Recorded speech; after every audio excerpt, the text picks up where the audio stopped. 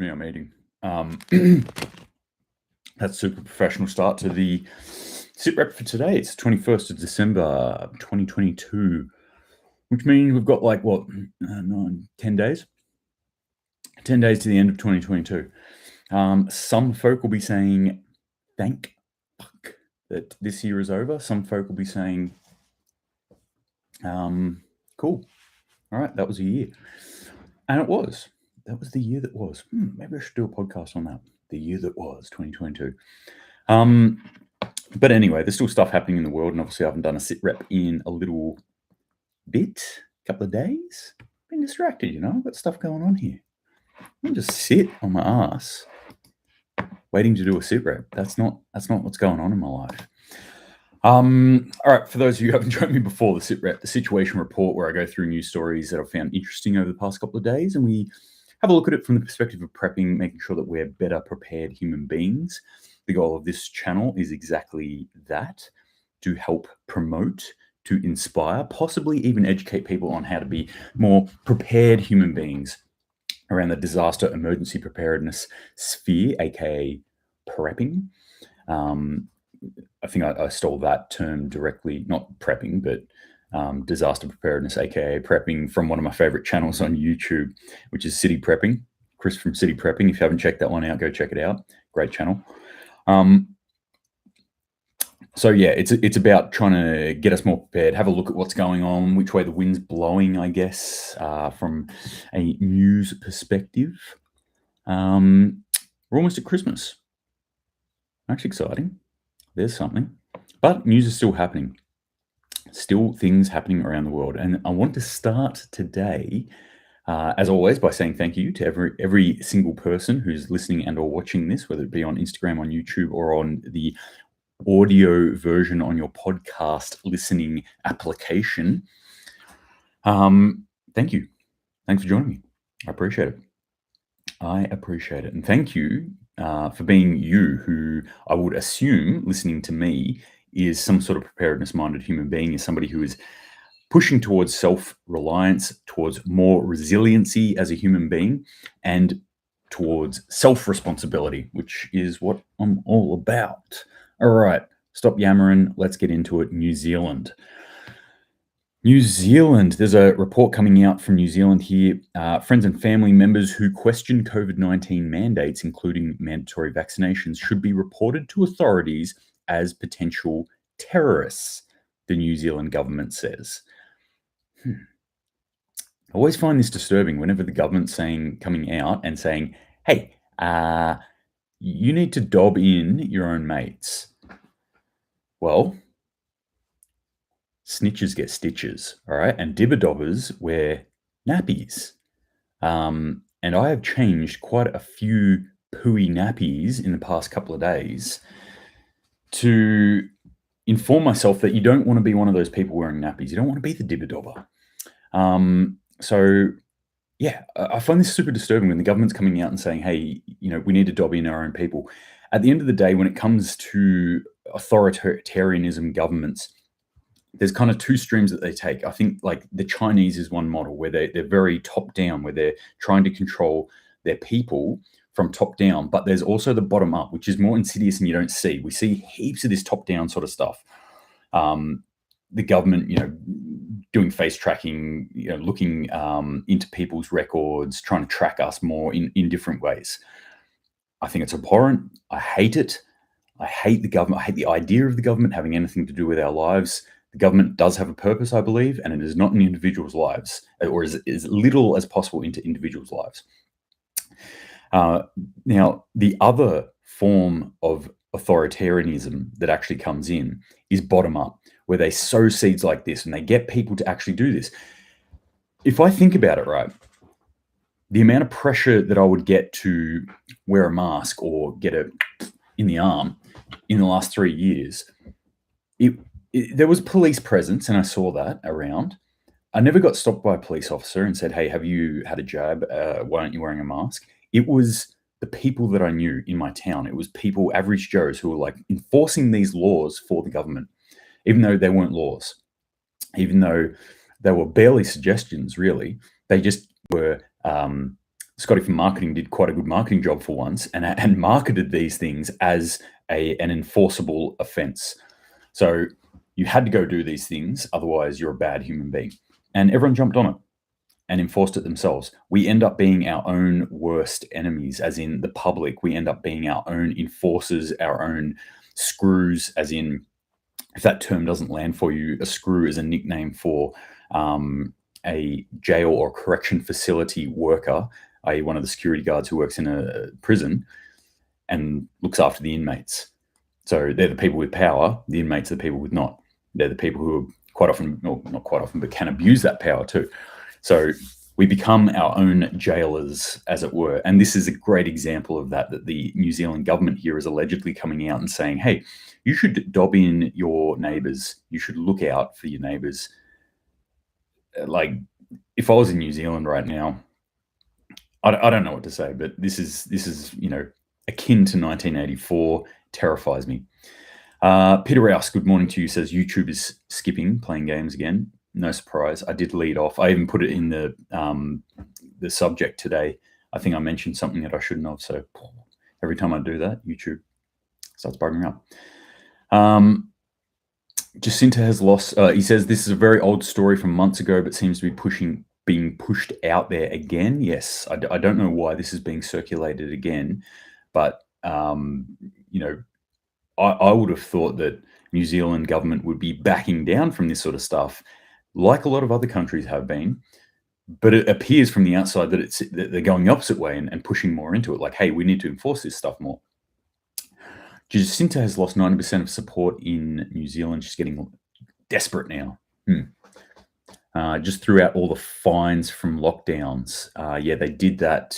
Yeah, in New South Wales. I thought you said new, but in New South Wales just threw out. I believe they might have done that in Victoria as well. If anyone's from Victoria, they could back me up on this. I know there's a couple of people who watch from Victoria, but in Australia, for those who aren't Australian, there was a huge amount of fines that were put out for these COVID measures, things like, oh, you're not wearing a mask in public spaces, bang, fine. Being places where you apparently shouldn't be, bang, fine. So all these people are getting fined for all this stuff. Congregating as human beings to express your displeasure in what's happening in the world, bang, fine. And a lot of people just didn't pay these fines because they are actually not legal.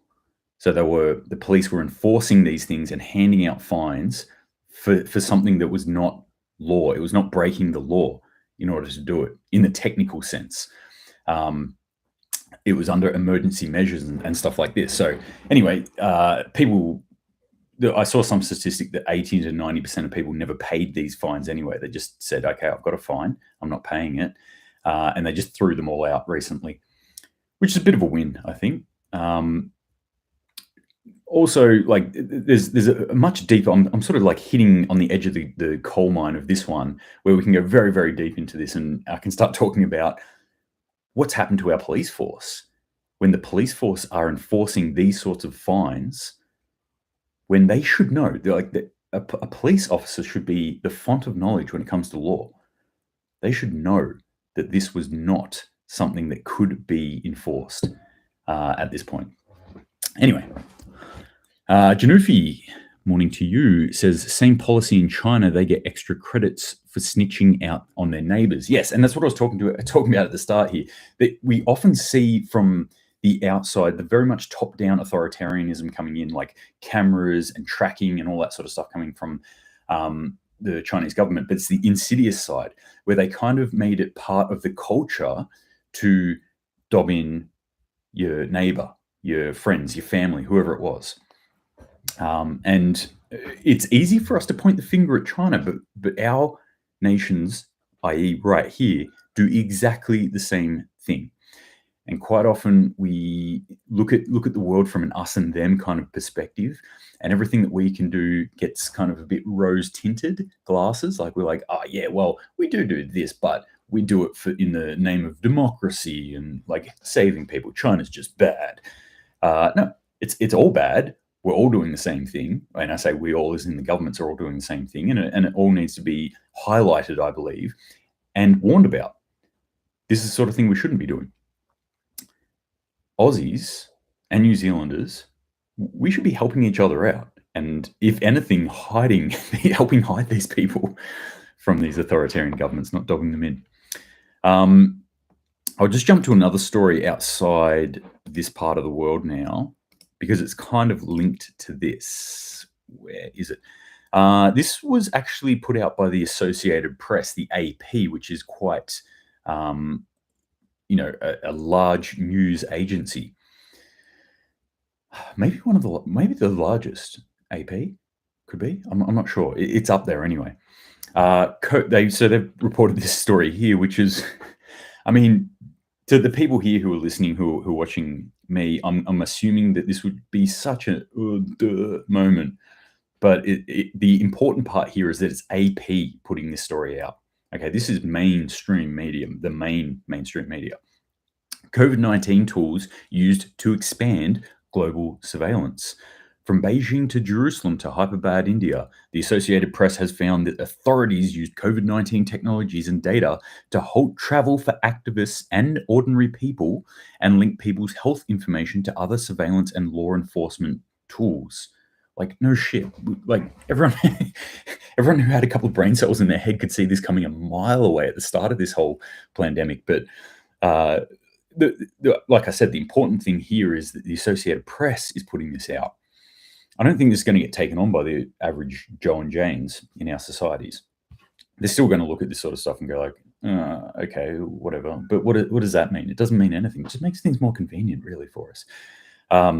But people are starting to see what the obvious outcome of all this tracking was.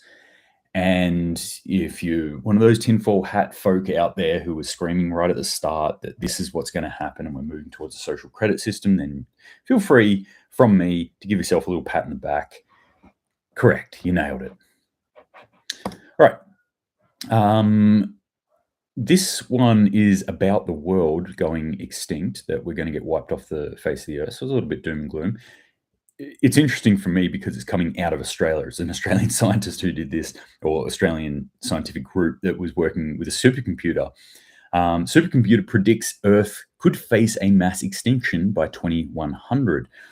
Earth faces a mass extinction by 2100 that could wipe out more than a quarter of world biodiversity. A new study warns. Australian and European scientists have developed a virtual Earth to better plot global extinctions caused by climate change.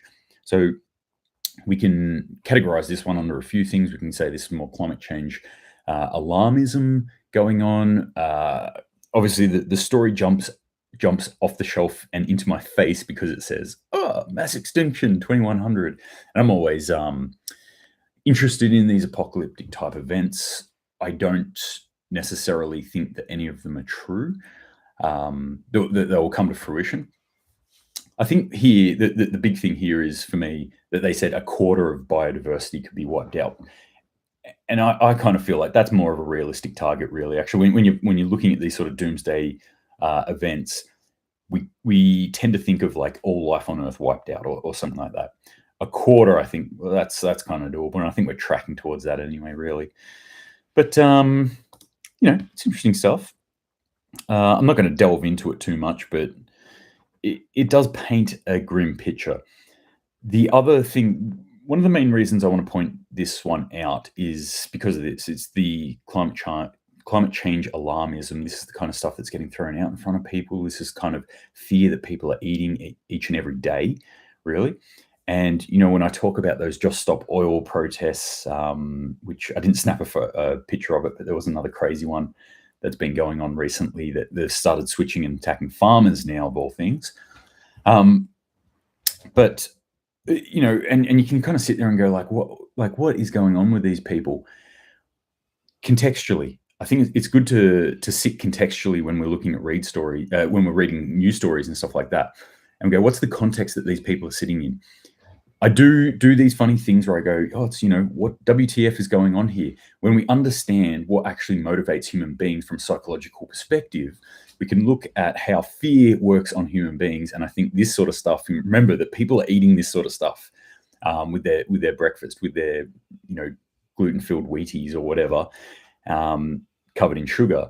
And then they're going, oh, okay, yep, doom and gloom, and yep, everything's bad, and we need to act now. We do need to act now. We do need to act now, in a positive way.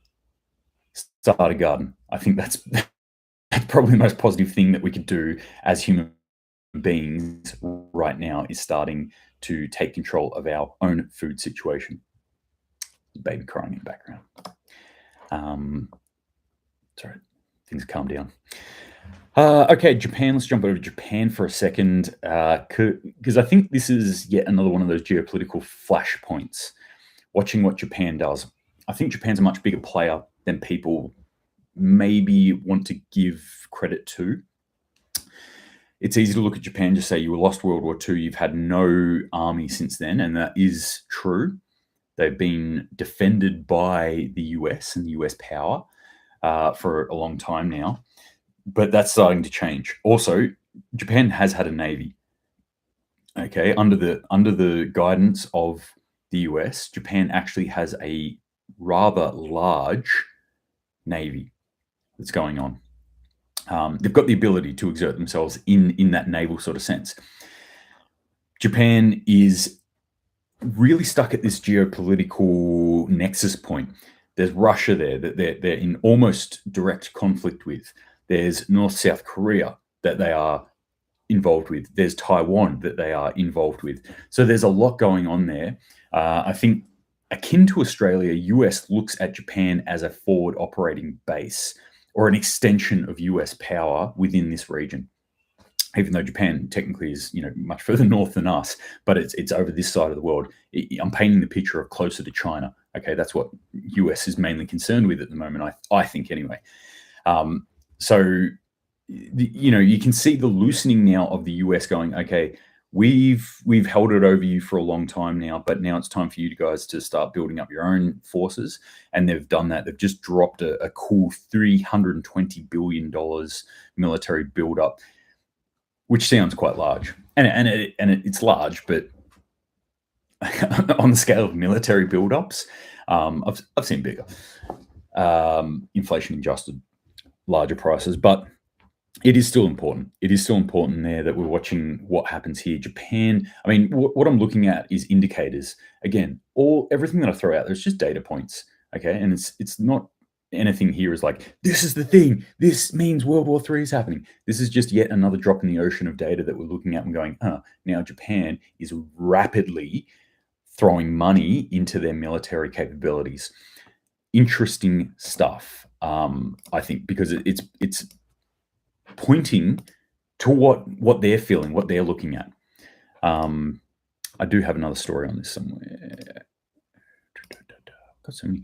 Pacifist Japan unveils biggest military buildup since World War II.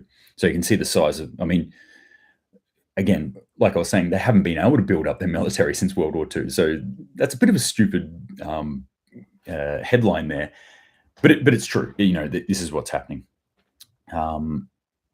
And they're not, the other interesting part of this, it wasn't a 15, 25-year plan to build up their military, which to fully build up, to mature a military can take quite a bit of time.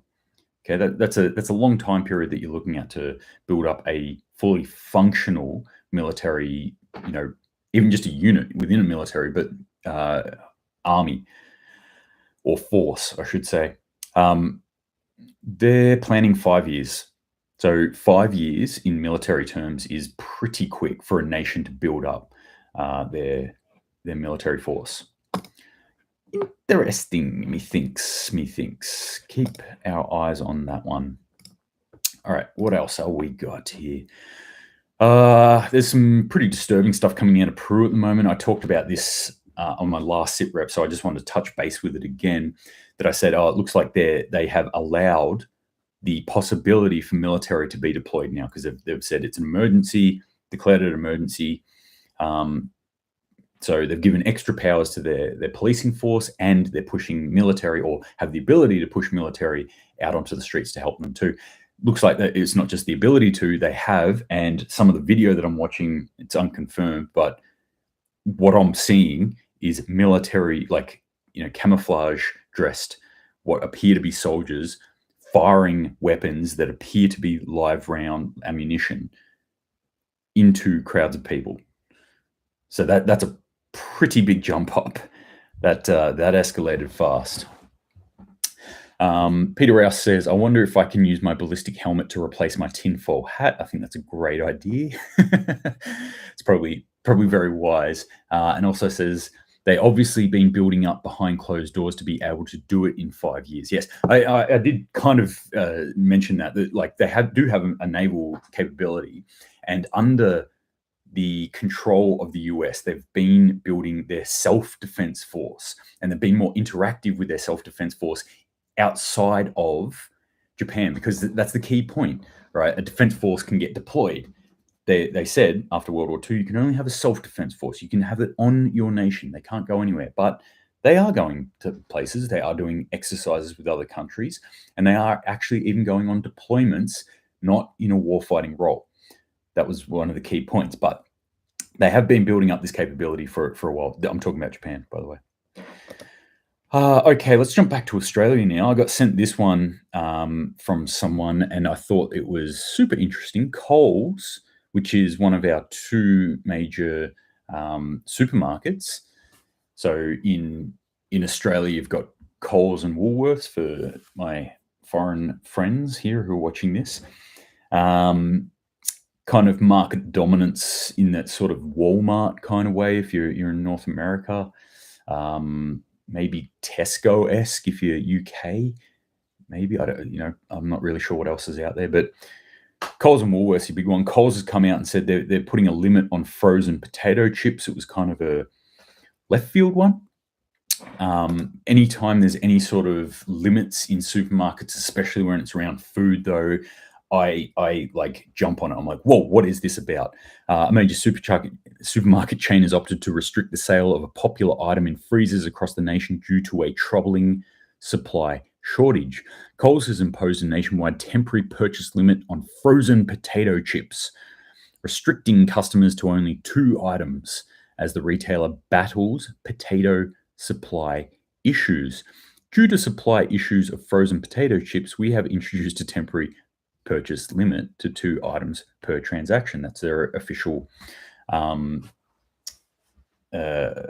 media output on this particular case. What's going on there? There wasn't that much beyond that. They didn't actually release a lot of information. It's not like we're struggling to get potatoes. For those who don't know too, a lot of Aussies don't know this. Coles and Woolworths are a great example of vertical integration within a supply chain. So usually what happens if you're a link within a supply chain, maybe you sell stuff. So you're going to need to find a grower who grows stuff and a shipper who ships stuff and somebody who, turns it into whatever you need and then ships it to you. That's somewhere that you're all paying. Coles and Woolworths said, don't want to be bothered with that. We'll pretty much own the farm. We'll own the shipping company. We'll own the processing company. We'll own the entire chain. We own all of it. So I don't know where along that chain they're just saying, our supply of frozen potato chips is disrupted somehow. Of frozen potato chips was the key point that they said there. So that's a manufactured product. That's not potatoes. That's a manufactured product. I don't know where along this chain exactly the failure is occurring, but it's something that should alarm people, because potatoes are not that's not like something that should be in short supply, except for maybe flooded areas. I think could have had a pretty big impact on this. Lu Ruhu on Instagram says, frozen veg, especially chips in regional local Coles, is low to non-existent in Victoria, regional Victoria. So that's super interesting. That's going on there. Yes. So I'll keep my eye on that one. What's going on with frozen potato chips? Aussies love their frozen potato chips, don't they? I go into that aisle. I've never really bought any before because I'll just like grow or buy a potato and cut it up myself and fry it myself. But frozen potato chips, they're like a big ticket item for Aussies. All right. Geopolitical stuff. Let's jump back into Eastern Europe for a second, because this This one's being tracked by me, or more tracked by my main source on Instagram, and keeps sending me stuff on this, which is super fascinating. Can't quite see where it's heading at the moment, but we can see where it's heading at the moment, if you know what I mean. Things are yet to play out, but it's moving in an interesting way. What is Russia going to do next? We've talked about the Moldova issue.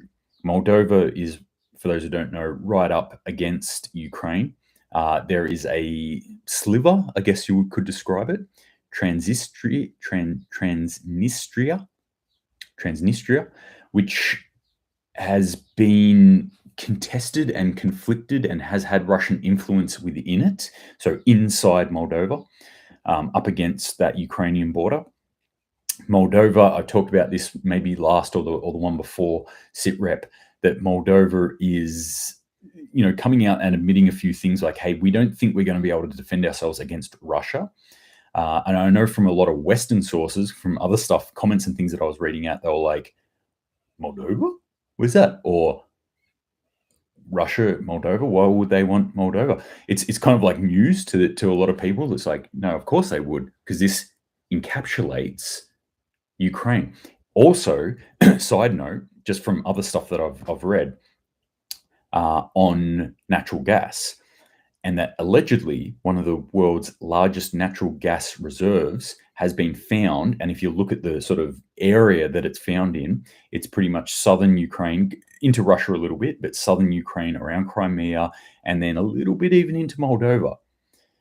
There's a theory, mainly from somewhere in the annals of my mind, that maybe this could have been why Russia actually moved in and took Crimea in 2014, because have a guess who one of the biggest exporters of natural gas is in the world? Russia. What happens if somebody finds a closer to Europe reservoir of natural gas that's larger than what Russia potentially has? Their natural gas out the window. They probably don't want that.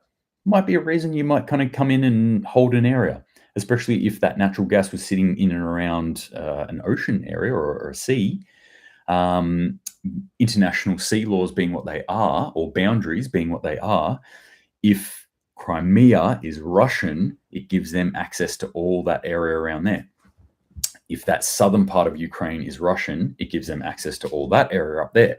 If Moldova or parts of Moldova are Russian, then it gives them monopoly on that natural gas. Just a little crazy side theory there. But Moldova is pretty worried about Russian influence or Russian actually moving in on them. So they have been in a lot of talks at the moment with Romania to reunify with Romania in order to get protection, extra protection from Romania. There's even been NATO membership bandied around there. I want to jump to my last story as well now, because I think this is a good time to talk about it. There's been videos, I've been looking at these videos that are very akin to late January, early February this year, of Russian military equipment being moved around on trains, this time in Belarus. So we just had Putin fly into Belarus, into Minsk, shake hands with Luensk, blanking on his name now, Lukashenko, the Belarusian president. What were they talking about? Maybe getting Belarus involved into this conflict. Ukraine certainly thinks Belarus is going to get involved in this conflict. They've been crying that the sky is falling from Belarus for weeks now. There has allegedly been some sort of buildup of Belarusian forces destroying bridges and setting mines on their side of the border, which to me does not sound like somebody who is looking at moving into an area. But what we're seeing now is military equipment being moved around. I've seen a couple of videos of some of this Russian equipment being moved in and around these border areas of Belarus that border Ukraine. My assessment is that they appear to be possibly T-70 tanks, main battle tanks from Russia, which, somewhat more advanced than some of the things that were going into Ukraine at the start. I will say that. Not their most advanced tank, though. T-14, their most advanced tank. And I haven't actually seen the T-14 deployed yet. I could be totally wrong. I don't track all the things that are going on in Ukraine, that's for sure. T-70 might be the most advanced piece of equipment I've seen deployed in this theatre, which in of itself is interesting because it's not their most advanced weapon, and all these people who come out and say Russia's capitulating, Russia's getting destroyed, Russia's losing equipment and men by the day. Early on, a lot of the videos I was looking at, I'm like, this equipment looks ancient. This looks like 80s era equipment, and these soldiers look like kids. The T-70s might be a bit of a step up, especially for the retrofitted T-70s that they've upgraded.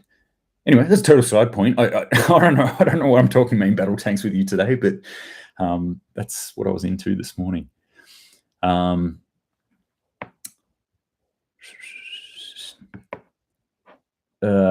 Just catching up on some of the comments here. Peter Rouse talking about potatoes being nightshades. Don't eat potatoes. Is that what you're saying? Sweet potatoes are not nightshades. Peter Rouse also says, now this is an interesting point on what I was just talking about. Only a week to go before ground freezes over. So this is one of the things that they think around that February mark that earlier this year that maybe the Russians were looking for. They were waiting for the ground to go hard when it freezes over, and then you can send your tanks in. Possibly that's what they're doing again. That they might be looking at the ground to freeze over so they can start moving these tanks into the area. At the end of the day, though, I don't know. Anyway, that's Moldova. Keep my eye on that. The latest thing I got sent, I'll just touch back on this, was Director of Information and Security Services within Moldova has said it's not an if, but a when for getting...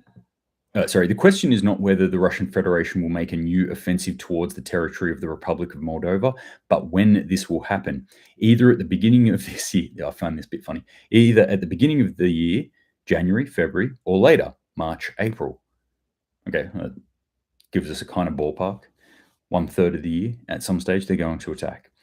But from the information we have, the Russian Federation intends to go further.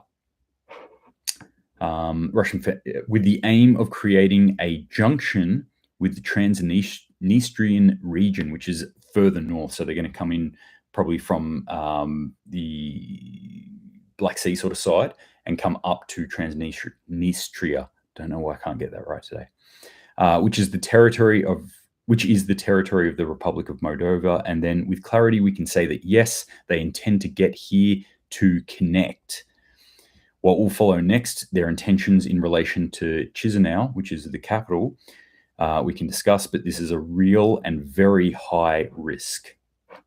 Obviously not in English originally that was translated, but very interesting stuff that's going on there in Moldova. Might even, and we're seeing this build up in Belarus as well.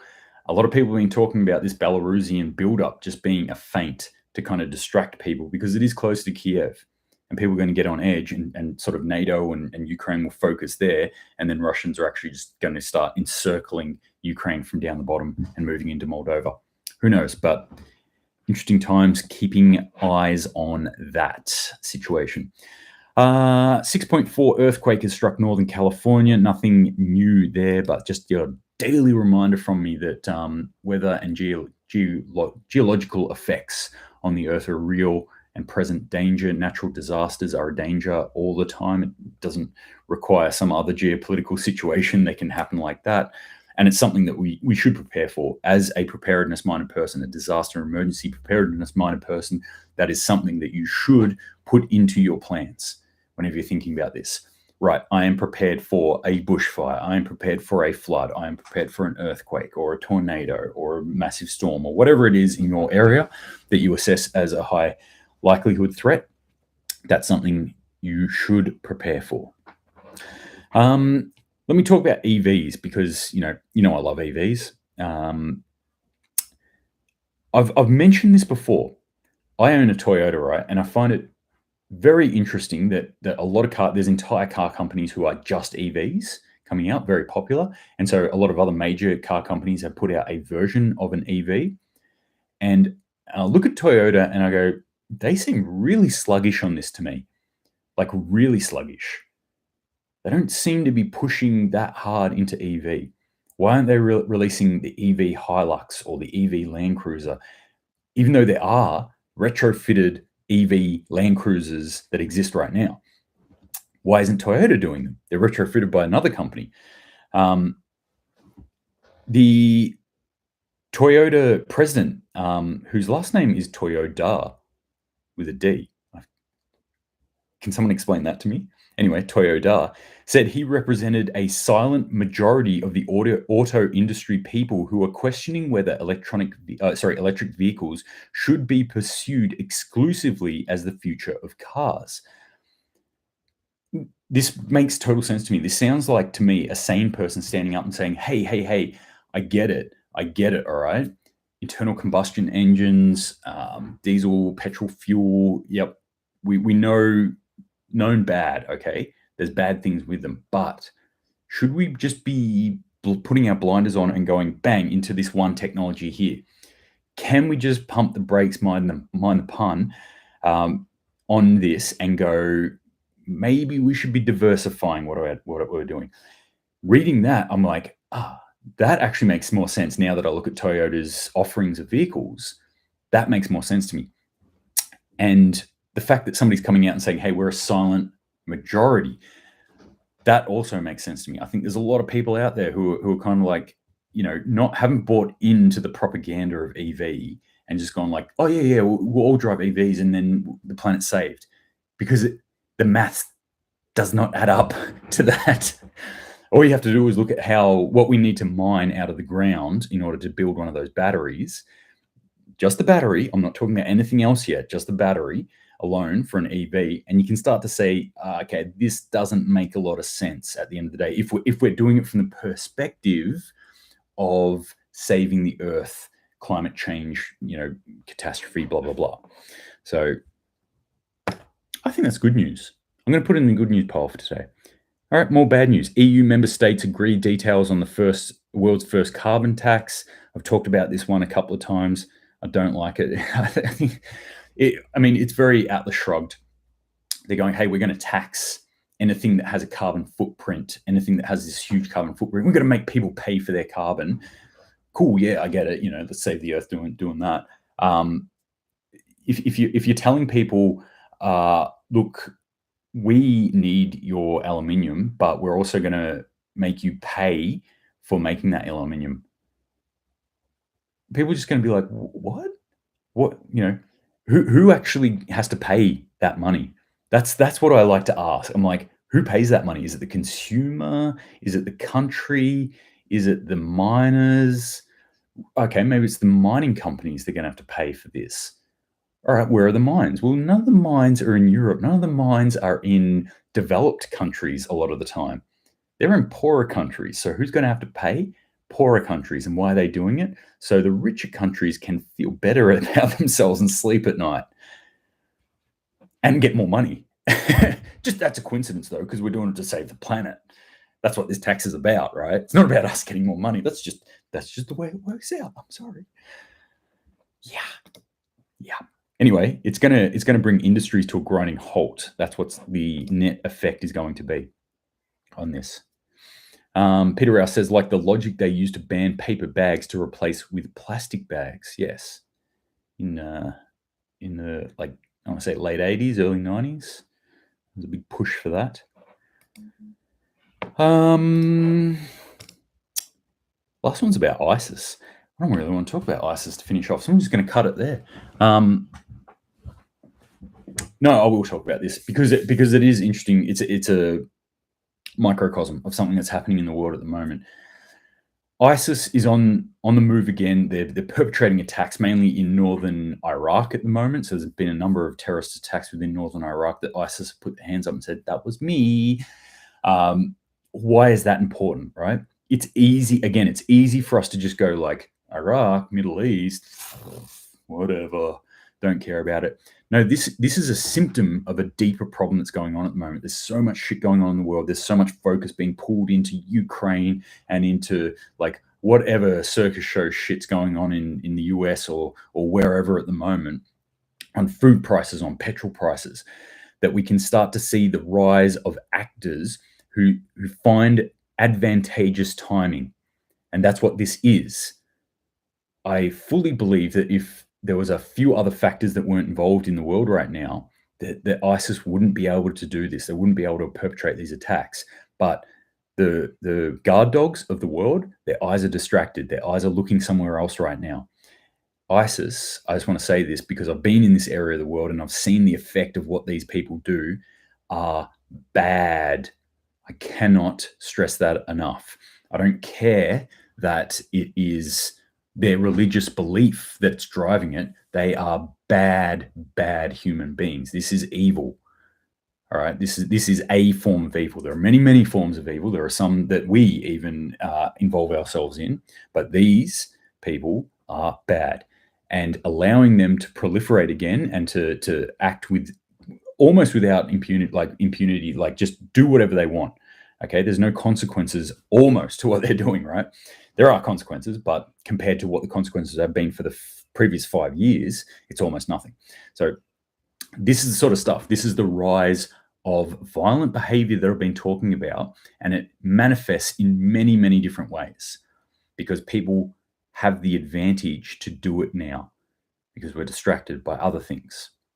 Big things, some of them worthwhile things to be distracted about, but this is a little warning that I'm throwing out there that I think this is the kind of trend that we're going to be seeing. This is another example, to me at least, of that increase in violent behavior throughout the earth. All our world, all our countries, everywhere, doesn't really matter, but we're going to see increase in violent behavior across the board because there's so much other stuff going on and because we're getting fed fear wholesale daily, minute by minute. Open up your Instagram feed and I can guarantee there'll be something shitty in there that you'll go and you'll get a little cortisol spike and you'll be like, and you'll wring your hands and go like, oh, can't somebody save us? Yes, somebody can save us. It is you. You're the person. You are the person that is going to save the world. And you're going to do it by making sure that you're the most prepared human being that you can be. I'm not saying that you're going to be the most prepared human on the face of the earth. No one is. I certainly am not. I'm a shit fight in many areas of my life, but I still strive towards a place of more preparedness, always seeking a place of tactical advantage, as we say in special forces. But I'm always striving to be better, to have more situational awareness, more supplies, more gardening ability, more physical capability within myself, more calmness within my own mind, all these things. And these are the things that I would espouse for us all to seek in our lives. But remember, it's on us. Government's not going to come and help. Government is worried about spying on you and controlling you right now, apparently, especially if you're in New Zealand. It is on us to actually do this, on us to go and get our hands dirty in our gardens. I did some great gardening yesterday, actually. This is your daily reminder to get out in the garden, to continue prepping, get those food stores stocked up and ready, to look after yourselves, to look after your own physical being, your own mental health, and those of your family, your friends, and your community around you too. Thank you very much for joining me again. I really appreciate it. I'll try and get out another SitRep whenever I can. I don't know when it's going to be, but whenever I can. But until then, stay safe, keep your eyes open, and Semper Paratus.